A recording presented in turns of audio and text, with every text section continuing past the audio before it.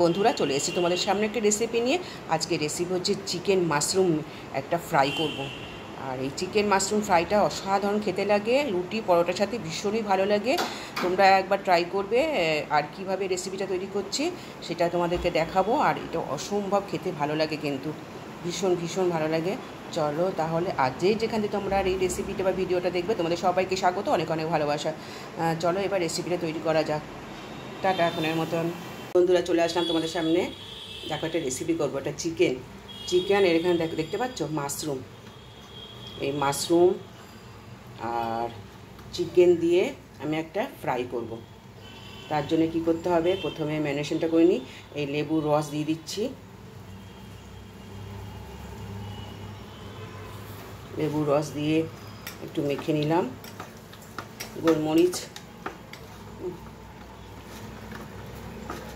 গোলমরিচও দেব। আচ্ছা,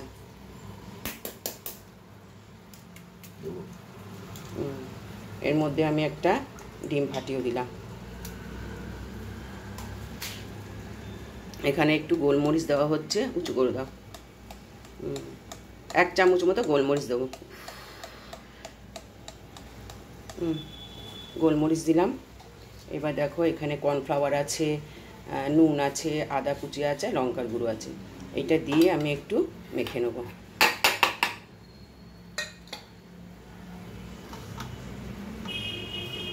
নুন দেওয়া আছে, বুঝেছো বন্ধুরা। এখানে আর আমি কিছু দিলাম না। এটাই আমি মেখে এখন আধা ঘন্টা রেখে দেবো। তারপরে এটাকে আমি ফ্রাই করব। মাশরুম দিয়ে, পেঁয়াজ দিয়ে, কাঁচা লঙ্কা দিয়ে, টমেটো সস দেবো, দিয়ে আমি এটা ফ্রাই করে তোমাদেরকে দেখাবো। তোমরা কোনদিন খেয়েছো মাশরুম দিয়ে চিকেন দিয়ে ফ্রাই? আজকে তোমরা দেখবে আর বাড়িতে বানাবে। চলো দেখতে থাকো। আমি তেলটা বসিয়ে দিয়েছি আর ম্যারিনেট করা আমার আধা ঘন্টা পরে আমি চলে এসেছি। এবার আমি তেলেতে বড়াগুলো সব ভেজে নেব।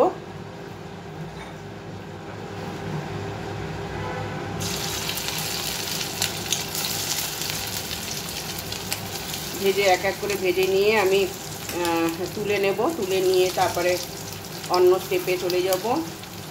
এগুলো সব আমি দিয়ে এপিট ওপিট করে একটু ভেজে নেব।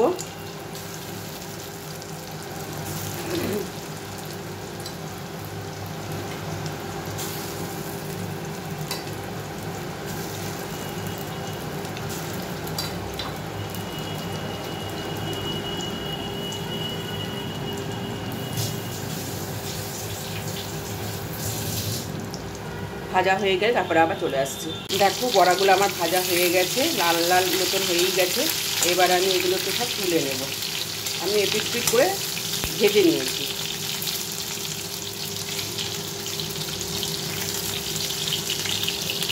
আমি তুলে নিই বন্ধুরা, সমস্ত ভেজে নিয়েছি। এবার আমি পেঁয়াজগুলো আর এখানে এই তেলের মধ্যেই আমি ভেজে নেবো। এবার পেঁয়াজগুলো একটু ভেজে নিচ্ছি, হালকা হালকা ভাজবো।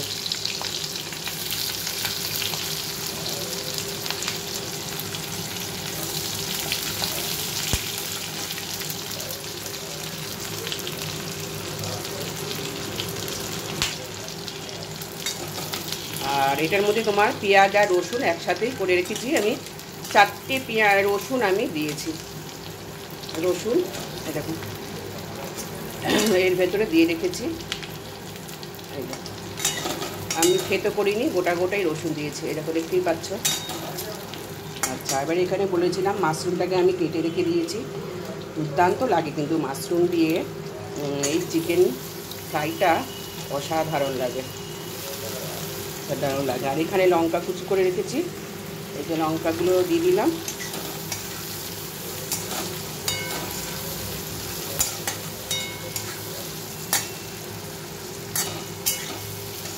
খুব বেশি ভাজবো না।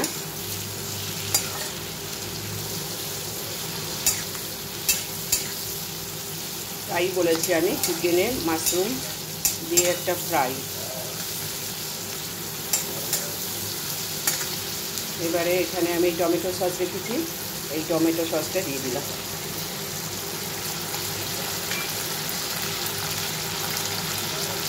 আর একটু লেবু রস।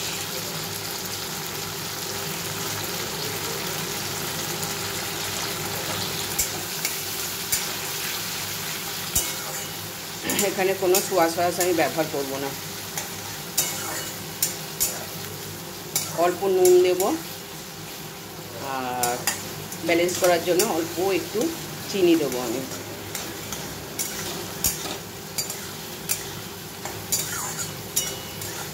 আর একটু লাল লঙ্কার গুঁড়ো দেবো। ভাজাটা আমার হয়ে গেছে। এইবার আমি এখানে একটু নুন, একটু চিনি আর একটু লাল লঙ্কার গুঁড়ো রেখেছি।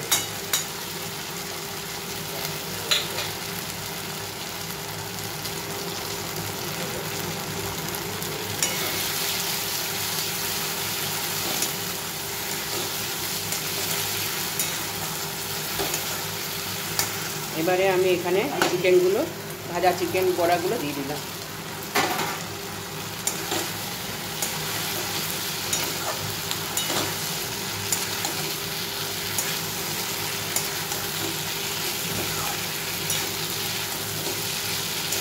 Mushroom chicken fry.